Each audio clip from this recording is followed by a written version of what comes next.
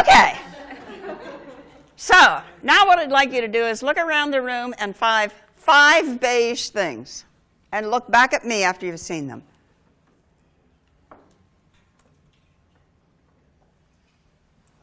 Okay? Okay. Before you tell me what they were, and while you're looking at me, identify 3 blue things that you saw other than the curtain while you were looking around. Oh, while we were looking. Look at me.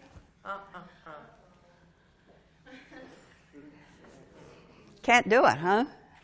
I may not want beige. I may hate beige. But if that's what somebody's asking me to focus on, that's all I'll see. Right? Yeah. So too when we're working with clients, employees, teams, friends, family, talking to ourselves. Over the years, I've worked with many project teams and coaching clients. Until asked to try something else, what they talk about are beige things. The things they don't want. The problems. What terrible things the person did to them. How everything isn't working. Listen for this. Listen for this. It's everywhere. It's in families. It's in friendship groups. It's in teams. It's in therapy. It's in coaching. It's everywhere. But what happens if what I want is blue and I focus on blue? Look around and see blue now.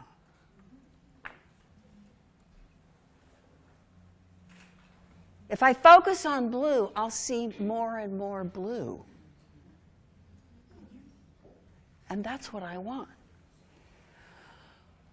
I remember when I first heard about this way of working, of seeing. There was a description of a case with a very troubled teenager in inner city Detroit. And a counselor was working with this young guy who had been, for his age, in an amazing amount of trouble. The counselor said to him, on a scale of 1 to 10, 10 being a perfect son and 1 being a total loser, where would your mother say you were? And he said, well, she'd say about 2. And the counselor said, fantastic! 2! Wow! What did she see that got you all the way to 2 in her eyes? And the kid was sort of taken aback and said, well, I sometimes help her out by taking care of my younger brother. I really like my younger brother. He's a neat kid. He's really cute. I don't want anything to happen to him. That's great. So you take care of your younger brother. You care what happens to him. Do you hear the difference that makes? I am not asking him, when did you do this? Why did you do this? What happened when you did this? What a loser you are. Do you know where you're going to end up if you don't clean up your act? And if people keep talking to him that way, that's exactly where he's going to end up. So what I'm talking about is a deceptively simple process that is sometimes very hard to do. It's called solution focus. We focus on solutions and resources. So one of the resources that this young guy had was his ability to really care about somebody else. His ability to see how much fun and how cute his younger brother was. Those are huge personal resources that now, as his counselor, we can figure out how can you take these resources and move to 3. We can't do that if what we look at are all the terrible things he's done and what a loser he is. Change happens more sustainably and more dynamically and more effectively when it rests on strengths rather than on problems. Okay, now here's the really deceptively simple part that this work is based on. Don't fix what isn't broken. Find out what works and do more of it. Stop doing what doesn't work and do something else. Doesn't this sound like hold hands when you're crossing the street?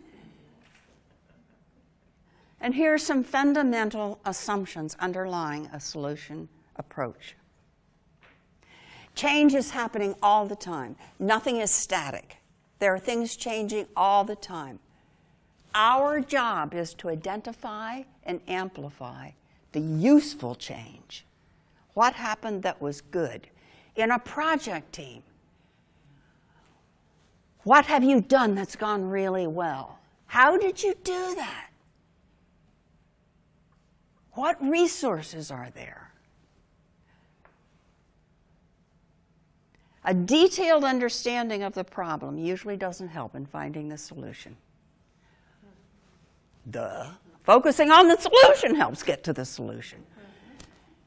So we get really specific about what is wanted, what is the ideal, and what resources do we have that will get us there. No problem happens all the time. Even this young kid in Detroit wasn't always bad. No problem happens all the time. So the direct route in identifying what happens when it does not happen, when what is good is happening. And it is important to stay solution-focused, not solution-forced. We're not forcing something to happen. As I said, for starters, we need to be as clear as possible about what do we want. That's the solution we focus on. Particularly for any of us who like to help, this is really hard. This is really hard because we are not the expert. The other person is the expert.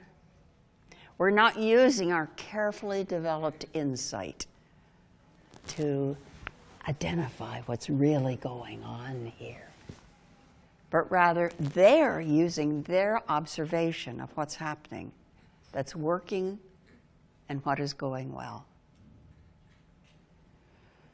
So very quick example for me. I wanted to clean my office. I've wanted to clean my office for the last probably 15 years. And I realized what is going well. And what does go well is if I pick a very little piece of it. And I've done that before. And so I thought, I can do that. I know that I can do that part. And so I thought, I'll get everything off the floor for starters. And I did it. It was really easy. It took me 45 minutes. The focus on what works. I read recently a wonderful thing that said, with this work, there is a reduction in impressive sounding nonsense. Isn't that wonderful? So I invite you to watch things in the world this way. See what's going well. Get other people to see what's going well. Focus on what you want. Help your friends focus on what you want. Don't listen to the moaning. Just stop listening to the moaning and get them to focus on what's going really well, what they do well, where they want to be, how they can get from 2 to 3. Okay, so let's give this a try. So would somebody come up so we can practice a very brief solution-focused coaching session?